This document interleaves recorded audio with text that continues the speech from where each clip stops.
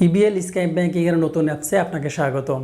Hello viewers, আজকের এই ভিডিওতে আমরা দেখব কিভাবে ইবিএল স্কাই ব্যাংকিংয়ের নতুন ভার্সন অ্যাপসে রেজিস্ট্রেশন করে লগ ইন করতে হয়।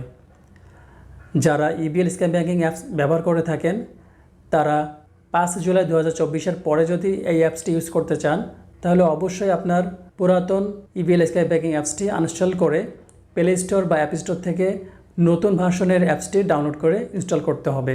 অ্যাপসটি ইনস্টল করার পরে যখন ওপেন করবেন তখন আপনাকে কিছু পারমিশন চাইবে, পারমিশনগুলো অ্যালাউ করে দিবেন।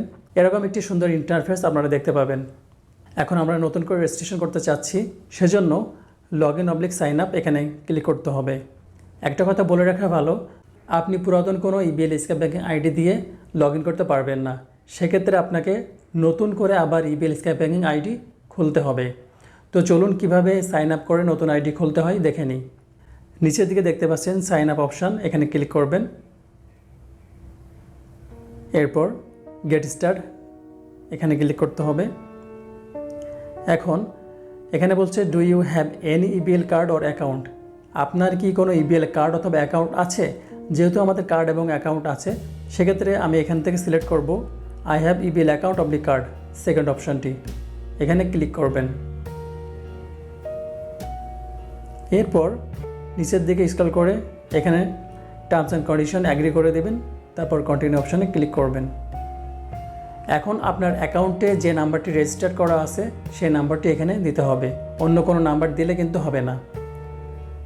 নাম্বার দেওয়ার পর স্টার্ট অপশানে ক্লিক করবেন। মোবাইল নাম্বারে একটি ওটিপি আসবে, আমরা কিছু সময় ওয়েট করি। দেখতে পাচ্ছেন ওটিপি চলে আসছে। ওটিপি দেওয়ার পর সাবমিট অপশানে ক্লিক করতে হবে। এখানে দেখাচ্ছে যে আপনার অ্যাকাউন্ট এবং ডেবিট কার্ড অপশানটি, আপনি ডেবিট কার্ড বা আপনার অ্যাকাউন্ট নম্বর দিয়ে এই সাইন আপ প্রসেসটি কমপ্লিট করতে পারবেন। এখন আমি সাজেস্ট করব সবাই ডেবিট কার্ড দিয়ে অ্যাকাউন্ট সাইন আপ প্রসেসটি কমপ্লিট করবেন, তাহলে কিছুটা সহজ হবে।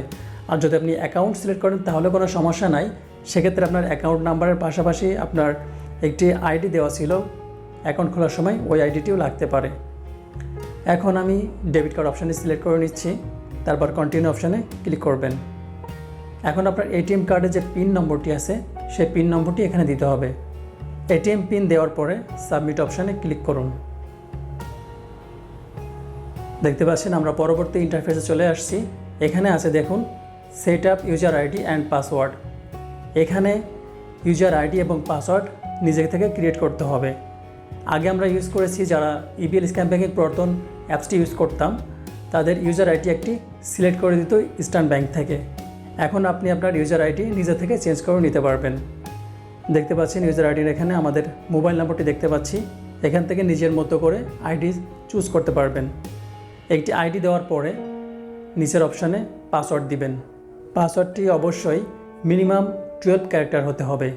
পাসওয়ার্ডের ভিতরে ক্যাপিটাল লেটার, স্মল লেটার, যে কোনো নাম্বার এবং স্পেশাল ক্যারেক্টার থাকতে হবে। অর্থাৎ 4টি কন্ডিশনের উপর ভিত্তি করে মিনিমাম 12 ক্যারেক্টারের একটি পাসওয়ার্ড আপনাকে তৈরি করতে হবে। ওকে, নতুন পাসওয়ার্ড দেওয়ার পরে পাসওয়ার্ডটি পুনরায় দিতে হবে কনফার্ম পাসওয়ার্ডের অপশানে। নিউ পাসওয়ার্ড এবং কনফার্ম পাসওয়ার্ড দেওয়ার পরে কমপ্লিট অপশানে ক্লিক করতে হবে।